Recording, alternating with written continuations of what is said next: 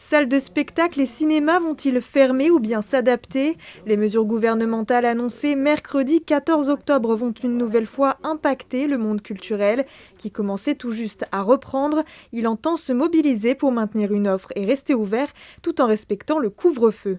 Évidemment, il y a des spectacles qu'on ne va pas pouvoir présenter, mais on va maintenir le théâtre ouvert et présenter le maximum de spectacles dans les contraintes qui nous sont imposées aujourd'hui. Faire moins de séances, adapter les horaires des spectacles pour respecter le couvre-feu de 21 heures, les salles auront 48 heures pour réagir. On est un peu pris de court, hein, voilà, notamment par exemple pour un concert qui a lieu samedi. C'est vrai qu'en termes de communication, on va être un peu court pour dire aux gens, bah, c'est pas à 20h30, c'est à 18h. On risque de perdre beaucoup de monde en route. Je pense qu'on va décaler les séances effectivement plus tôt, c'est-à-dire on va peut-être organiser les dernières séances vers 18h30, 19h, de façon à ce qu'à 21h, les cinémas soient fermés.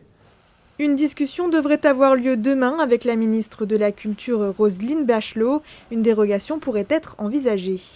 Il est possible, je dirais pas probable, que d'ici la fin de la journée, les théâtres puissent avoir une dérogation pour terminer à 21h. C'est-à-dire, l'idée, c'est que les publics puissent justifier avec leur billet de leur sortie du théâtre pour rentrer chez eux un peu plus tard. En juillet, le ministère de la Culture a annoncé une baisse moyenne du chiffre d'affaires de 25% en 2020 par rapport à 2019, soit un déficit de près de 22 milliards d'euros.